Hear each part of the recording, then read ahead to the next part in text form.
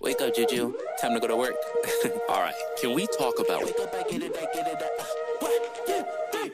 wake up, I get it, I go with everyone saying I'm up next. It's not my fault that the vocals are gold, that making the haters so upset. My life is a movie, the way that I roll. They saying I'm goofy, but baby, you know I'm making everybody upset. Cause we the best, how we get wrecked, and I know we gonna get bread, we gonna get bread.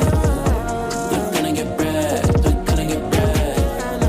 We're gonna get bread, we're gonna get bread. What's going on, everybody? It's your boy Straw Hat Goofy, aka Juju, your movie guy, and I'm here with a very special guest today. I'm here with the composer of The Wild Robot, Kris Bowers. Man, how's it going? I'm doing well, man. Thank you for having me, Juju. Appreciate it, man. You have no idea how excited I am to talk to you today. Like, I can't even, like, usually I'm really good with my words.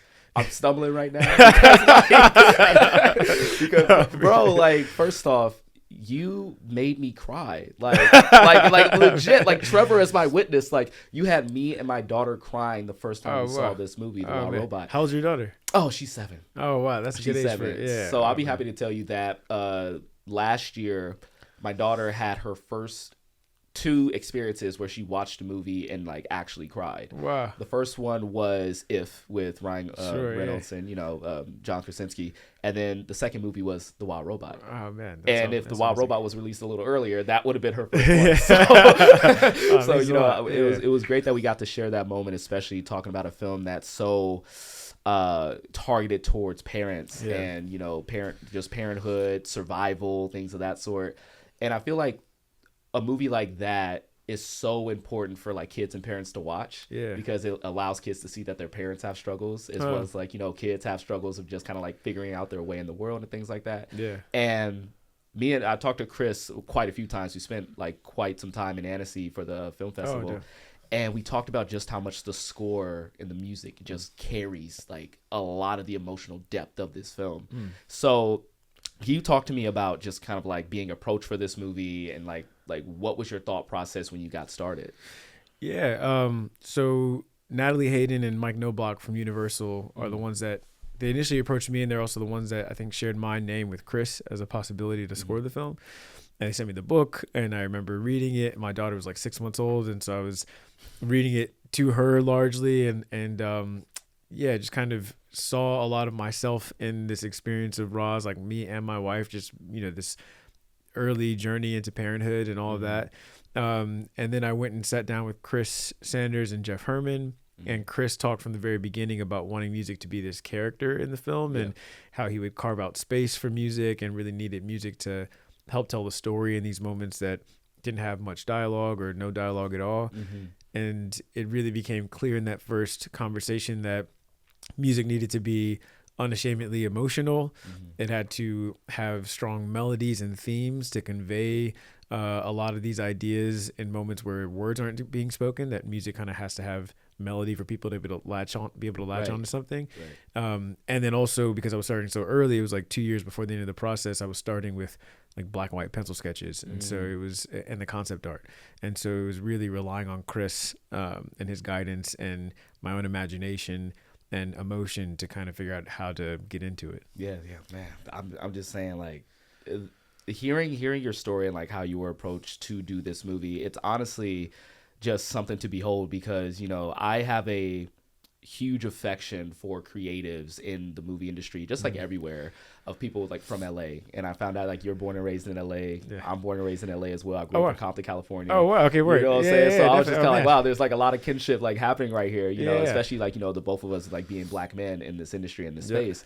Like it makes me feel just kind of like a sense of pride where I'm just kind of like, this is one of our own that like has so much like emotional depth and like is able to articulate what these people want to like carry this film. Now, before we like fully like jump into it, like, at the time of this recording, the Super Bowl was yesterday. And another LA, like a Compton native, like, just put on one of the best performances, in my opinion, like in Super Bowl history. Sure. 100%. Like, what are your opinions on that when you were watching that as an LA native? Did you have a sense of pride? And, so especially as a musician, that must have like really piqued your interest. Yeah, so much pride. I mean, not only see Kendrick, but also the choreographer is this woman, Charm LaDonna, and I went to high school with her. Really? Yeah, and so like being able to see like what she did as well, like what the two of them did together. I think the whole time watching it, I just was like I can't wait to keep watching this over and over again to like study it. Because he does these things that are always so layered and nuanced. Everything is targeted. And like watching again and like recognizing like how the American flag is kind of, the way that they're positioned is like the fact that America is like built on the backs of black people. And then that moment where like that overhead shot and you see all the people like laid down in like kind of the body outline, like like there's all this symbolism that he's really mindful with using that's just really brilliant. Like, Sam, Uncle Sam. Yeah, Uncle Sam. That was like, such an inspired choice. Yeah. When I saw that, I hollered. I said, oh. Yeah. Like, even with just kind of like, because I find myself to be not necessarily an intellectual, but I'm able to like pick up on things because I maybe intellectuals can be considered this, but I like to label myself as a professional overthinker. Yeah, after that. Yeah. And so I like to overthink everything. Yep. And so there was like a moment where, Samuel Jackson as Uncle Sam is saying like, I think he's like echoing the narration of what America thinks it should be at someone who's building America and the culture of what it is at this person who's K-Dot. And there's a moment where he says, nah, that's too loud, too brash. Like, you need to clean it up. 5 seconds later, Humble comes on. And I'm just kind of like, yo, like that symbolism, that allegory, the metaphor.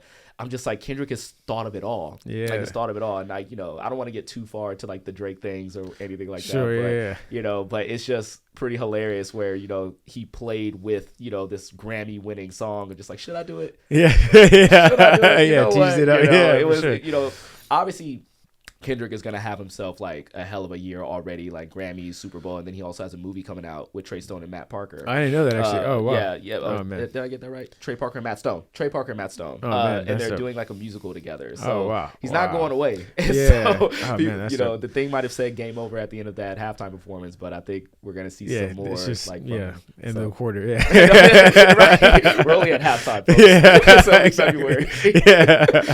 But I want to talk to you more about just kind of like, the Oscars are coming up. You're nominated for Best Original Score. And The Wild Robot, I believe, is the most nominated, animated film in a while. Being nominated for Best Sound, Best, animated film, obviously, and then Best Score. But you yourself have been nominated for multiple like Oscars at this point. Crazy, yeah. And you're only what, 34? 35, yeah. 35. Yeah. So, I'm just turned 33, and I'm just like, what am I doing? I'm sitting here talking to you, which is great. Like this is the height of where I'm gonna go. I'm probably not. I don't know about that. But I think it's like fascinating how, your background, like obviously like you're a composer. A lot of people know you as like a composer, but you won an Oscar as a director, co-directing The Last Repair Shop, which I watched last night, by the way. Oh, thanks for watching. Oh, fantastic stuff. Oh, like really, really fantastic. Thanks like so I really love that, you see that title and I think like, oh, it's just about The Last Repair Shop. I'm again simpleton talking here.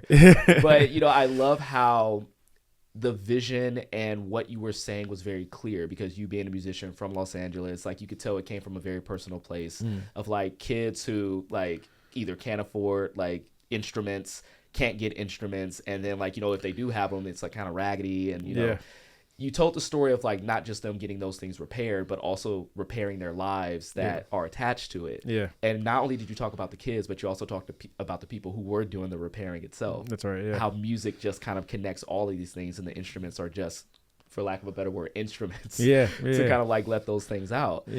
Q, talk to me about like getting nominated for an Oscar, winning the Oscar for that like first time, and just like the experience of getting swept up in this world.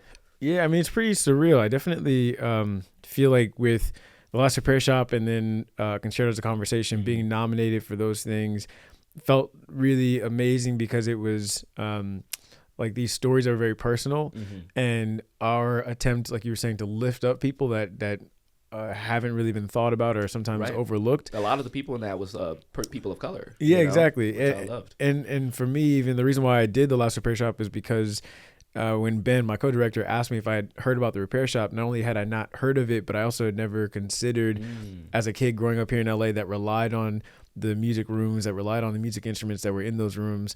When I would play them and they were out of tune or not working and they were sent for repairs, or the piano was like fixed the next day, I was just like, oh, cool, they fixed it. Or like, okay, like now you don't think about it. And like these people were silently and like in this invisible way really integral to me becoming who I am today, and like me having this outlet to release my emotions through music. And so in a lot of ways it was like saying thank you to them and lifting them up in that way, and really demonstrating what they do for this city. And so to win, I just remember my core memory of that night is like seeing those technicians that have been working in those shops for, you know, years without any sort of recognition on anywhere near this level, dancing at the Vanity Fair party next to like Emma Stone and like all these other celebrities with their like Oscars in their hand and stuff. It was just like such a magical moment. So yeah, I felt really proud. It's absolutely insane, man, because again, like the fact that like you directed it, you also scored it as well. Yeah, I'm assuming you scored it. Yeah, well, actually I co-scored. I wrote the end credit sequence music, but then for the rest of the film, I co-scored it with a young composer named Katya Richardson, who's also a Southern California native. Yeah, that's incredible. Yeah. Now, you weren't, obviously you always were, but what I found very interesting about you, and it's great that you're nominated for an animated film, you also wanted to be an animator. Yeah, that's right. Yeah. You know, so talk to me more about that, because I feel like you kind of have this crossroads moment where you could have just went one way, or you could have went the other way, and like, you know, maybe you could have been the next Pete Docter or something. I mean, that would have what? Yeah, it's basically like when I was a kid, my parents, you know, they're kind of the parents that were like, we're going to put you in all these extracurriculars, and like as soon as you have a desire, we're going to like do everything we can to get you in the space to be able to express that or explore it. And they, you know, really couldn't even afford it a lot of times. And a lot of it was like, you know, my grandparents helped pay for it, like finding places that they could afford, or like finding a scholarship or that kind of stuff. And so they when I was really young, they drove me to music school every weekend, and then also to cartooning school. And then I went to an arts high school out here called Loxa. And my plan was to get in for music and switch to visual arts because I wanted to be a cartoonist. But then that freshman year, I remember my core memories, like after freshman year, I had the choice of either going to this Stanford jazz workshop that I had gotten into, or going to this Santa Monica City College like animation class that I got into. And I chose the Stanford jazz workshop, and like it was kind of this moment where I'd never really even looked back at animation in terms of pursuing it in that way, but it was that much of a passion for me. Dude, I see, that's crazy, because, you know, me being in LA, like, you know, especially in Compton, like there really wasn't a lot of visible options in music of that type of thing. Like I remember when Drumline came out, everybody wanted to be a drummer. Yeah, for you know, sure. There was a lot of programs for that, right? Yeah. But my big thing was basketball. Like basketball was kind of like my main thing. And as you know, like in the hood, like it's like you're either gonna make some music or you're gonna like play ball. And so play ball was kind of like my thing, because I'm not musically inclined like you are. But you know, obviously I've always had this deep love for film, but I didn't know it at the time. And you know, there's not really a lot of programs in the schools that I went to that kind of like put that in front of me where I could say like, wow, this is what I love to do. But I feel like my crossroads moment came when I was in high school. I was the captain of the basketball team, and but I really loved this drama class that I was taking, so much so that I took the class like three years out of 4. Oh wow. Because they was like, oh, what elective would you like? And I said drama each time. Wow. Yeah. I got really close to this drama teacher. His name is Philip Miller. Shout out to Phil. And he kind of opened my eyes to, you know, storytelling and like playwriting and screenwriting and things of that sort. We used to sit there and talk about film for hours. And I remember it was my senior year, and I was kind of like not falling out of love with basketball, but just kind of like wrestling with, is this something that I wanted to do? You really do, yeah. And I remember I got the lead in 12 Angry Jurors. Okay. And it's something straight out of a movie. I literally, we had a basketball game and we had opening night the same day. Wow. And I had to choose which one to do. Yeah. And, you know, we didn't have an understudy for 12 Angry Jurors, so I ended up choosing that. Yeah. But that was kind of like the kick that I needed to kind of like, you know, pursue my love for film. And like, it was like the first door opening where I said, wow, there's more for me out there. And people also call me Troy Bolton for the rest of like, high school after that. You know, so I always think about that. But I think it's funny how, you know, this life works out in a way where, you know, if we have the options kind of in front of us and we get the power to choose, then I feel like that's what kind of makes where the people that we become that much more worth it. Yeah. Right. And like, you're obviously who you're meant to be, but like, same. Yeah. The thing that like I'm interested in is like having that background in animation. I know you said you haven't like drawn in a while, but do you see yourself, because, you know, as a director, as a composer, do you see yourself doing like a visual piece of like media, like a film or something like that you would score, direct, anything like that? Yeah, for sure. I mean, I definitely think that like it's the two are very linked for me. Like it's almost like I really feel like everybody has synesthesia, like on some level. Yeah. And for me, it's hard for me to like really know what I want to write musically unless I have something I'm looking at. Right. And so even if I'm writing music that's not to a film, I usually make like a mood board or like pull some images to like kind of have like a texture that I'm working with. Right. And so I definitely have a lot of thoughts about writing music that has a story that I then go and try to like, create some sort of visual narrative to that thing. Yeah. Have you watched Intergalactic? Like the I actually never saw it. Oh, the dude, Kid Cudi thing. Yeah, I really got to see it. I think you want to talk about synesthesia. Like Yeah. that one right there. Like I bought the vinyl. Like I watched it like 100 times. I think when it comes to the marriage of music and visuals, like that and things like Spider-Verse and things like that. Those are just such inspired work, and like I'm so obsessed with it. So if you ever get a chance, watch that. It's fantastic. Yeah. So I want to talk about kind of like the main theme of this movie, right? We kind of talked about it on the way up here, but I feel that the main theme of the film is I Could Use a Boost. Yeah. You kind of hear that throughout a lot of the film in many different ways when, to reflect the characters, how they're feeling in the moment. But what I want to know is how exactly did you come up with the main theme of this? Because doing some research on you, I know like you came to Kris with like a version of it, and like it wasn't necessarily the one that he was looking for. Is that right? Yeah, exactly. Yeah, basically like when I start a film, I usually like to watch it a few times, and first I take notes on like what I think themes will be and like what moments like each scene is kind of speaking to, so that I can figure out how many themes I need to write and all that kind of stuff. And then at the same time, I'm looking for a moment that speaks to me on this visceral level where I just have these emotions that are so clear that I know how to get to it musically, just because like that's kind of my relationship with music, is just expressing how I feel. And so I watched the movie, and like that migration sequence is the one where I was like, especially being a dad, as you know, I just was like, oh man, like the idea of saying goodbye to my daughter and like all of this stuff, it brought up all these emotions. Yeah. And so the first time I wrote something, I envisioned dropping her off of college, and I wrote this piece of music that made me emotional. And I played it for Kris, and Kris pointed out that it felt too light and it felt too sweet, and it didn't have the complexity and the tension of that moment for Roz and Bright Bill. Right. And I remember going back and listening to it and realizing that the version in my head that I was thinking about of dropping my daughter off for college was like very positive. It's the version you wanted. Like, yeah, it's the version I wanted. That positive one, but yeah. And also like she was only 1 at the time, and like so I hadn't even got to that point yet where, I mean, now she's almost 3, and like she's telling me she doesn't want me to do something. You start to see her grow up a little bit, push back a little bit. Exactly, push back. She has her own autonomy. She has moments where she's like, I didn't like that you did that. Like I want you to do it this way.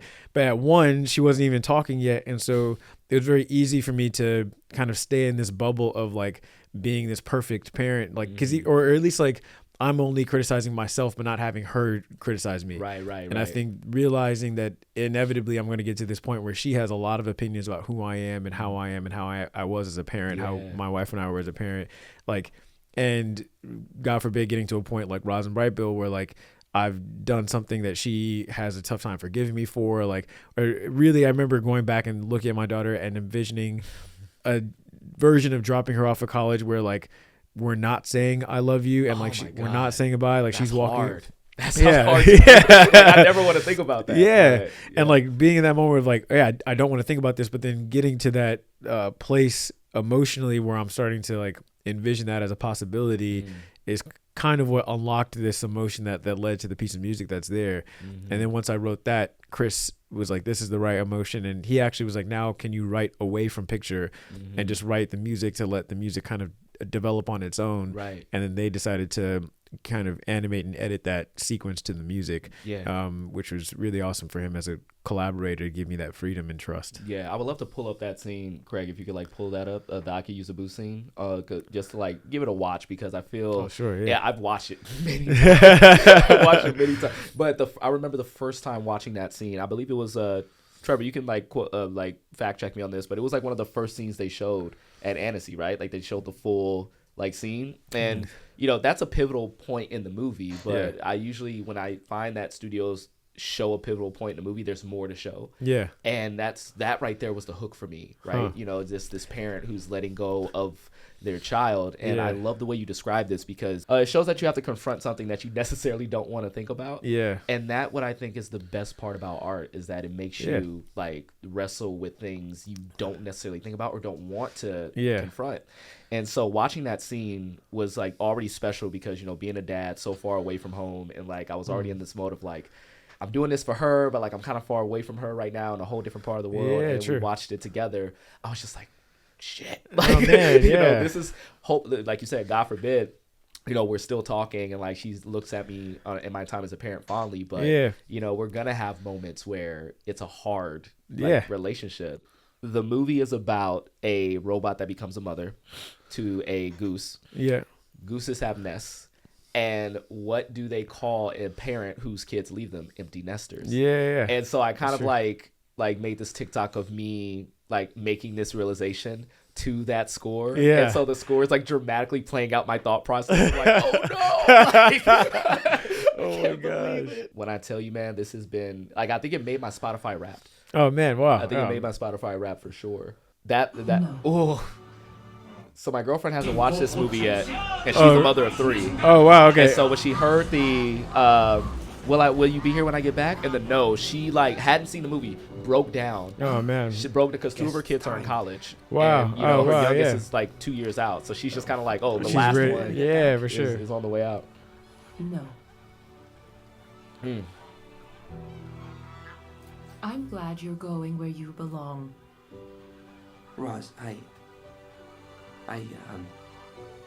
the amount of things that come together in this scene, though, the voice acting is pitch perfect, the music is perfect. Oh, thanks. The animation, like the way it looks. Oh, the animation, it's just this right here. Like, I hope for every single, you know, reel they show at the Oscars, they show this scene. Yeah, in its entirety. Show me the full scene.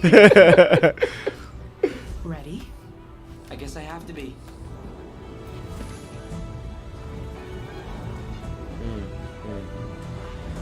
Tell me, please tell me, did you like cry on the keyboard like composing this at all? Yeah, definitely. I always feel like I kind of have to give myself to a real emotional place, because like what's interesting is that I'm not, I think kind of like what you said, the reason why I love storytelling and movies and music is because I find that it's like a place for me to put my emotions. Right. Where like I don't really express my emotions like outwardly just in my life. Right. But if I'm working on a movie or like writing music, something else unlocks. It's almost like this like kind of way to get there. So it definitely has to be emotional for me to feel like it's right. Yeah. You know? Yeah, you could sell that sell your instruments like with the tears on it. Like leaf stains on the keys. With the oh my gosh. Right, Bill, follow me. Oh my gosh.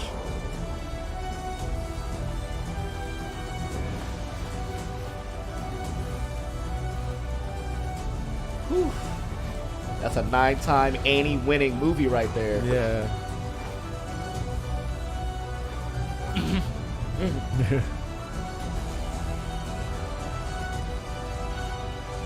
All right, cut it off. Oh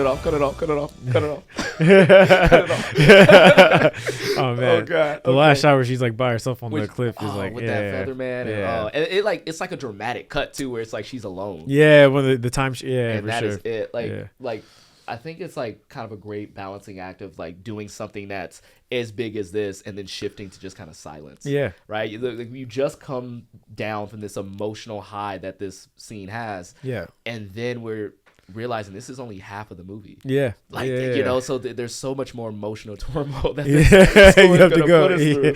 And like, I just love, like, again, we saw this at Annecy, and I was like, well, what else is there? It's not like the end of the movie. Yeah, exactly. What there's more. Yeah. So seriously, if you guys haven't seen The Wild Robot, like, this is a great scene to kind of like introduce people to and really like get them on top of that. What I find interesting is like, so you created this piece and then everything else just kind of fell out of that.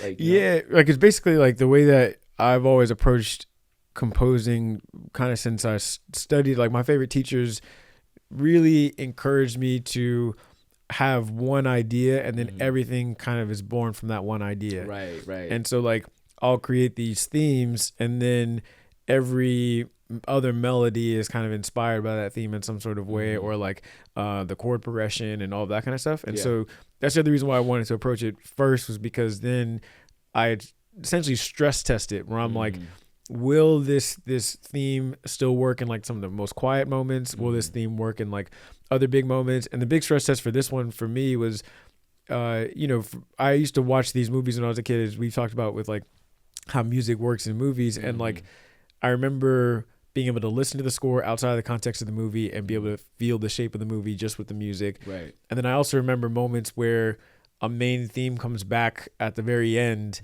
of the movie, or like this emotional climactic part of the movie, and I get these chills. Talk to you about this. The one where don't tell me it's I have everything I need. Yeah, like that one. Yeah, it hits so good. Oh, thanks. Oh my gosh, man. When she puts him in his heart. Yeah, heart, yeah. She like rips it. Yeah, and then you hear it come back. Yeah. In a somewhat more heroic sense. Yeah, 100%. As well. And so like, I loved how, when we first introduced the theme in like its full entirety, it's more of a somber, more of a like softer, like parental, maternal version of it. But then you get to this moment, is this heroic kind of like crescendo. Yeah. And I remember just being in my seat like, oh my God. So I'm glad you mentioned that, man. Thanks. Yeah. I feel like it's, when we try it in that moment and you have that feeling of like, oh man, this really works, then it feels like, okay, that theme is going to be good. So I kind of have to jump around like that to see if it matches the arc of or if it can like really hold up against the arc of the whole story. Yeah. And so the whole thing kind of grows from those little melodies. Now, going back to like Parenthood, because that's the main theme of this movie, and being a girl dad yourself, like after you've created this movie, you've seen the reception of it, and maybe like you got a little bit emotional yourself, kind of seeing the final product being put together. Yeah. Was there a moment where you kind of was looking at your daughter, who's now what, 3? She'll be 3 in a couple weeks. Yeah. Did you have a moment where you were looking at your daughter and you working on the film and you having seen your film has now completely like changed, how you view your daughter now? Is that something that happens? Yeah, definitely. I think that like in the beginning, it was looking at moments where she's like becoming a bit more like independent and like self-reliant, and having a feeling of pride, but also like this kind of sadness or these bittersweet little moments, even in the first 3 years of her life, where it's like, oh, like she's doing that by herself now, or she's not saying that thing anymore, or like these like transitions that you don't know are gone before they're gone. But also, like, I think for me, watching her watch the movie and also like recognize the music, I think it's something that's really emotional for me because of my own relationship with music, like from the time I was a little kid, to have moments where, like the other day, I was just on my phone checking a clip for something, and the score came, like I Could Use the Boost came on, and she was in the other room with my mother-in-law. She was like, "Is that a Watching the Wild Robot?" She's like, and she knows that that's the melody, and like I can sing her the melody, and she's like, "That's the Wild Robot." Like the fact that it's that clear for her, and she already has this like connection between like a sound and this movie, and the fact that it's something I worked on is just really, really amazing. Yeah, that's got to be crazy, because now she gets to grow up, with a movie that's about, in a way, you two, you guys can kind of like, make a direct parallel to the both of your relationship. 100%. And it came at a time where she's just so young and she can have all these memories attached to that. Yeah. It's got to be super special. Yeah. And I've gotten a taste of that, just a tiny taste of that, when, DreamWorks asked me to do a single line as a character in the movie Ruby Gilman Teenage Kraken. Oh, I didn't know that. Oh, wow. Yeah, it was just like, it was a fun little cameo. Like I remember hosting a screening for Puss in Boots, and they said like, "Hey, like you'll be great for this like one character that has one line in the movie." And I said, "Yeah, sure, why not?" Yeah. And it's just his name is a gym teacher. He has one line, and it's "He's a legend," and then he gets hit with a ball. But the thing was, man, I milked the ever loving hell out of that like one moment, right? I was like, yeah, man, I'm like one of the main stars of the movie. Like, I'm sitting here with Jane Fonda and Lana Condor, like I'm like right up here, Liza Koshy, and I remember like I laid it on so thick that whenever we would see like billboards and things of that sort, my daughter would see it, and I believe she was around like she was maybe like 6 at the Yeah. time, and she kept going, "Oh, that's the daddy movie. Oh, That's the daddy man. movie." I'm Oh, like, "Yes, my it's gosh. my movie." Yeah. And it was this surreal moment where I was in bed one morning, and she likes to wake up earlier than I do on the weekend, so she Okay. could like play Minecraft or whatever. Okay. But I remember she goes straight to Netflix, and it was like right when it dropped to Netflix.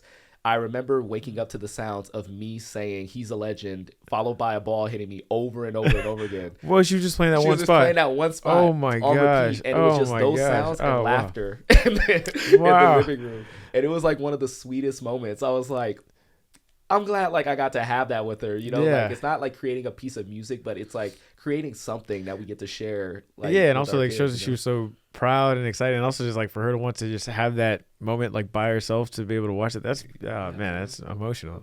So you're only 35, and I heard someone say that you have the resume of a 60-year-old. That's hilarious. So you've done so much in such a short amount of time. Like I just said, like this movie just won 9 Annies, which is Yeah. like, oh my gosh. Yeah. Like, can you pick a moment in your career that like, because out of all these moments, like you were just like, it's hard to imagine like you not getting excited at any of them. Yeah. But can you pick one moment where you're just kind of like, damn, like this is what I get to do. Yeah, I mean, I genuinely feel like I feel very blessed and fortunate that like every year there's kind of that moment. Like I can go back to, I mean, this movie I feel like is one of those moments. The first time I worked with Ava and like the different projects I've worked on with her, I think it felt like those moments. Like winning the Oscar last year, also Green Book, like being on stage for the Oscars Yes. that year. Like that was my first introduction to this whole like award circuit campaign stuff, and like Yeah. you know, being on that journey with Mahershala and like watching him, you know, You taught him how to play piano. I mean, I gave him lessons for it, you know, I would, yeah. Don't say that like it's like a normal thing. You taught Mahershala Ali how to play piano. Oh, man. I gave him lessons. Well, Like, but- it's whatever. It's interesting because like it's funny 'cause it reminded me of like what you were talking about with yourself with being an athlete. Like the thing I found so fascinating with him is that our first lesson was just supposed to be like an hour, and it was I think like 2 hours plus of him just playing a scale over and over again, and I actually had to like physically tell him to stop when I needed him to like think about to like move on to the next exercise, primarily because he was so focused on just like I'm gonna play this scale over and over again, like, and like he would mess up and start over again. But it felt like the only other time I had seen somebody that dedicated and focused to like the Wait, process. before you say it, Yeah. can we count to 3 and we'll say it at the same time? 'Cause Sure, I know yeah. exactly who you're gonna say. Yeah. All right, 1, 2, 3. Kobe Kobe, Bryant. Yeah. But yeah, I We're feel gonna like, get into that. but yeah, I feel like, you know, like I was let's say like physically challenged kid when I was younger in terms of like I played sports but was very bad at it, and like and was chubby, like it just was not, We're you the know. opposite, but we're the same. Yeah. We're the same. But I feel like, you know, any people I meet that are athletes, like you get this other type of like mental discipline yeah. that I really didn't develop until later in my life, or develop with the piano, but like in terms of physical activity, like Right. it's amazing to see people apply that to other things. And so Mahershala was really able, I think, to apply his like athletic mental stamina and focus Yeah. to learning the piano in like 3 months and being able to play these like kind of difficult sections of music just with that attention to detail. It's pretty awesome. And when we talk about detail, you can't leave out like Kobe Bryant out that conversation, which Yeah. you worked with him like Yeah. on Muse, Yeah. right? The Showtime documentary. And like as a LA native, I'm sure you as well, like huge Kobe Bryant fan. Yeah. Like, you know, I'm very jealous that you got to like see him while he was alive. And, you know, that was just kind of like an emotional gut punch when I found out. I've always wanted to talk to him, especially after in his post career when Yeah. he was doing things like Dear Dear Basketball, Yeah. which he won the Oscar for. Yeah. And again, worked with John Williams, who Yeah. we'll talk about him in a second Yeah. as well, right? 'Cause I know you look up to him as well. Yeah. But talk to me about kind of like working with Kobe on that, kind of like building that relationship and how that helped your career as a result. Yeah, I mean, it was huge. So the thing that was amazing with Muse is that, one, the only reason why I was on it is because one of the producers was a friend of mine from a high school all-star jazz band. And he remembered that I talked about wanting to be a film composer. And he came up to me after a show and he was like, do you want to work on this Kobe documentary? And I was like, yeah, sure. I figured it's like him and some other young people like following Kobe. Yeah. And like a week later, he was like, okay, so can you come to Newport and like sit down with Kobe and meet him? And he was like, everybody that works on this project, if you're the composer or the editor or like cutting a trailer, you have to sit down with Kobe in his office and talk about your process and your craft. Yeah. And he kind of has to assess whether or not you are as serious about your craft as he is with basketball. I hear he tests people like on everything. Yeah. And like, but the thing I loved about it, it was like an easy test because ultimately it's just like, okay, like what, like talk about why you love what you do. Show your work. And then like, and then for me, it was like, oh, you gotta tell me to shut up because like I'm just gonna talk for the next like hour, which I'm sure that he will love. Like, yeah, over the process of working on that movie, I found that like I would send him a cue. He wasn't even the director, but like I'd send every piece of music to him, and he would always be like, "I think it's great, but like, what do you think? Like, you have to work until you think this is amazing." And there were times where I would be in a hurry and I'd send him a cue and I'd just be like, check this out, let me know what you think. Yeah. And he'd be like not good enough. Like, tell me like what was the process? Like, how did you arrive here? And so if I wrote him an email that was like a page long or 2 pages long, he'd be like, standing ovation email, amazing. Like this is what like this is what we want. Yeah. This is what we want. You can play on the Lakers. Yeah, right. Yeah. But he was like that, like into the process, and that continued. So I worked with him where I scored his audiobooks, and like he did these shorts for ESPN and like all these things. And he would always, I remember sitting listening to the narration being recorded for one of the audiobooks with Felicia Rashad.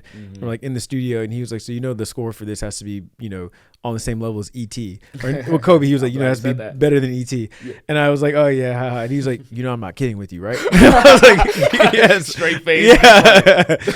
But I feel like that was the what he wanted. Like he always equated John Williams to Michael Jordan. He was like, I used to study Michael. I studied every one of his moves. Like, you need to be able to tell me why it is that, like, if I ask you why a John Williams piece of music works, I want you to be able to break it down for me on like a very detailed level, why it functions and why it works. And the fact that he called John on a regular basis to like talk to him and like learn about his process was wild. But like my last interaction with him, which makes me emotional, I wrote a violin concerto that premiered in 2020, and I sent him an email inviting him to the show, and something in me was just like, I need to acknowledge the fact that like I didn't have a space other than working for him to write intricate, detailed orchestration music, orchestrational music. Most of the projects I worked on were like a little smaller and didn't really want that sound, but he was like, you have to go for this bigger sound, John Williams and all of that. And so I wrote him this long email that basically was like, I wouldn't have been prepared for this violin concerto had I not been working for you for the last like however many years. And I really owe my ability to do this to like the space you carved out for me as a composer. And he was like, oh man, like we'll be there. Like I can't wait to see the show. And then like, it was like a week later that he passed. And so it was, definitely like a very emotional thing to like feel like I had this moment to like at least like give him that thank you before he passed, but at the same time it's just really wild. But yeah, I definitely wouldn't be the composer I am or even be ready for something like The Wild Robot had I not worked with him for those years and been in that relationship where like I was reminded of my own obsession over my craft. Yeah. I'm just gonna let you know my mind stopped like when you describe Kobe and like just like his craft and his process and the way he helped you get there. And I feel like again I'm getting emotional because like again Kobe is like one of my idols. Is that the way he approached life? A lot of times you see athletes and they'll just kind of like be an athlete, and then the next step is kind of like analyst or coach. It's still in the in the same world, the biosphere, right? Yeah. But the way I think the tragic thing about that is that he had his hands in so many different cookie jars, and like not only just having his hands like one foot in, one foot out, but he was like dedicated to being the best at those different things. Yeah. Right. So it must have been surprising for you to like hear that level of focus just wasn't part of basketball. It was also part of the like the storytelling process. And like, that's actually what made me want to become a filmmaker. Like I remember he sat down with an editor. Like when we worked on Muse, it was a very familiar process where like there was, first it was at his offices, and it was like this house everybody worked out of, and I would go down there on like a weekly basis, sometimes a couple times a week, and just kind of be updated on what they're working on in the edit, and an immersion in the process that I had never experienced as a composer and kind of haven't really since. And he would sit down with an editor, and the editor would be like, oh yeah, I'm approaching this sequence kind of like Darren Aronofsky kind of thing. And he'd be like, oh, who's that? And he's like, oh, this director of Black Swan and The Wrestler. And literally the next day he would have seen like 4 Darren Aronofsky films. And like there was a time he and I had a casual conversation about jazz. And literally the next day he was like, yeah, I listened to like John Coltrane's Love Supreme. I watched some of this documentary about him. I read some of his biography. Like he just was always a sponge for information. But I remember him getting so swept with like the idea of becoming a storyteller and like building these worlds and like studying the history of Disney and like studying the history of like the Roman Empire to figure out how to apply that project that against this like story that he was telling. And like that level of dedication and then seeing it turn into these successful stories or these stories that had depth to them definitely inspired me to feel like I had the capability of applying my obsessive learning curiosity to filmmaking into other areas to try to like develop in that. Right. And I feel like if I remember this correctly, Muse was like highly considered like your coming out party. Right? Yeah. Like a lot of people said like, wow, this guy's on the scene, and that's kind of like what took everything off. Yeah. So wow, like the fact that Kobe Bryant is like a piece in that, like is incredible. And then, him having such a close relationship with John Williams. I'm sure you're a fan of John Williams. Like, for sure. Everything. Have you been able to build a relationship with John as well? Have you worked with him? Or? No, not built. Like I've only met him a couple of times. Oddly enough, the first time I met him was because of Kobe. Like Kobe introduced or brought me to the Hollywood Bowl performance where they did Dear Basketball and he narrated, and then I got to go backstage and like meet John.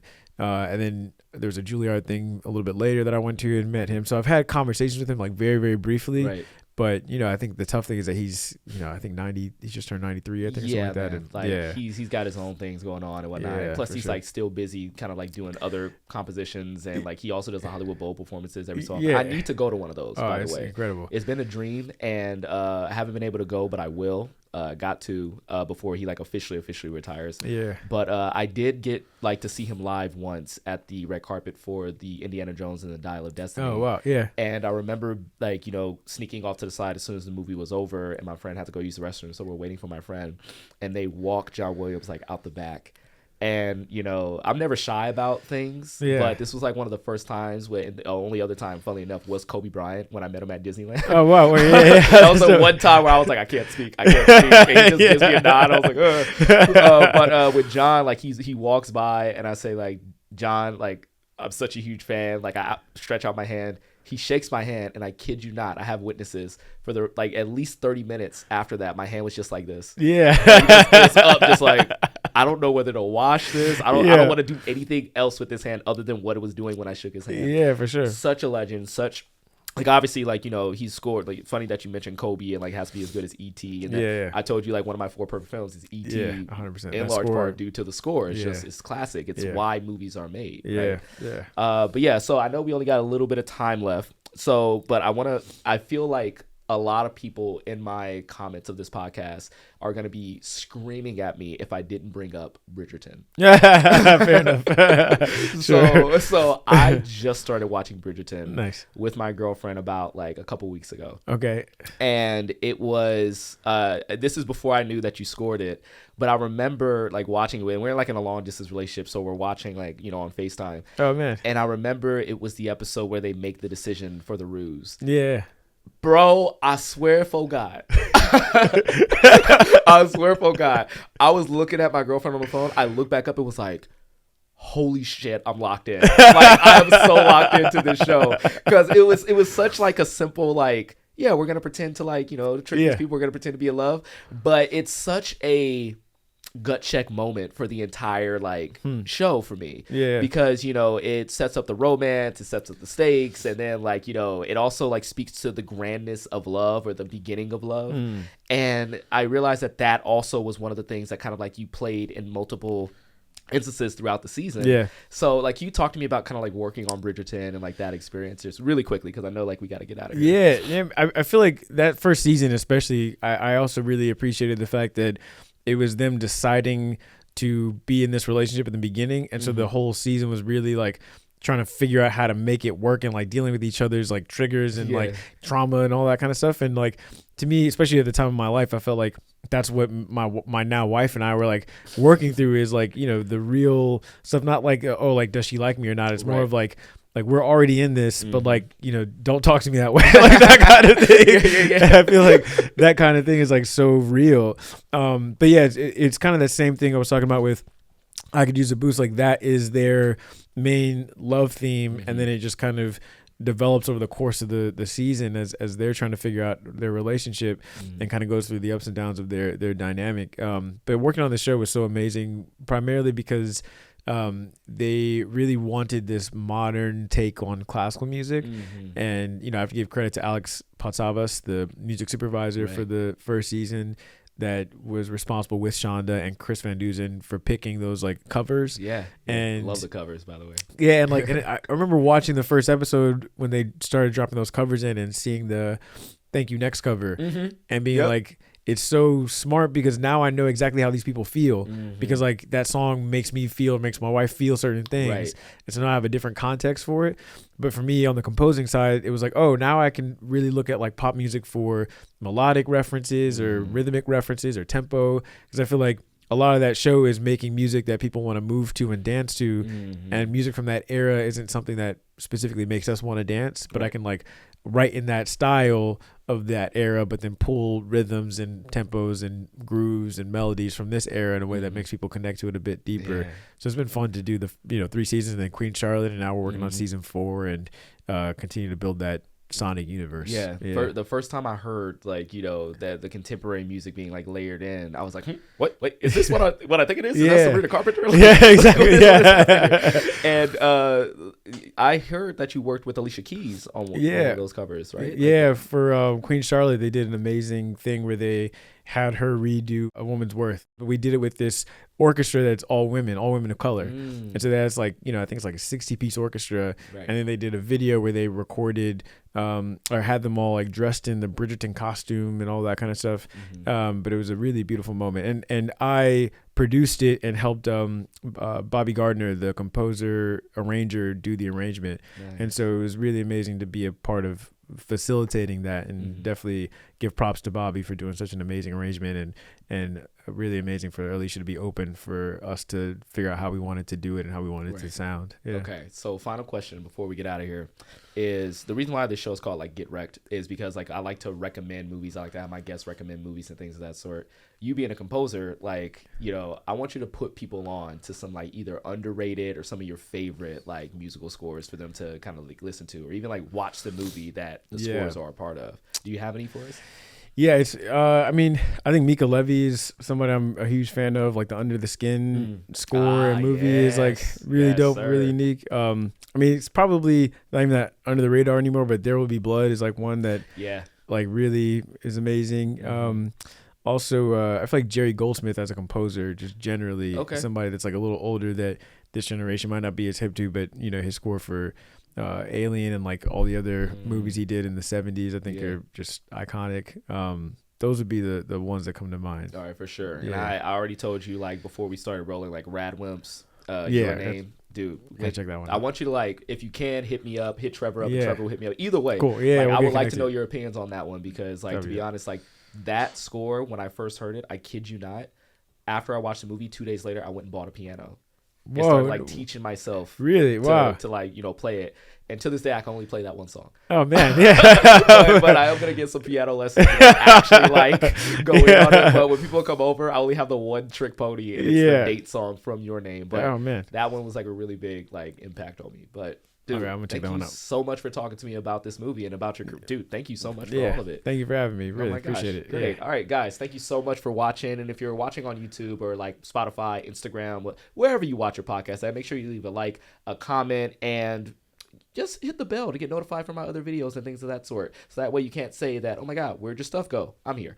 Thank you for watching Get Wrecked with Straw Hat Goofy. We'll catch you next time when we talk about the next movie.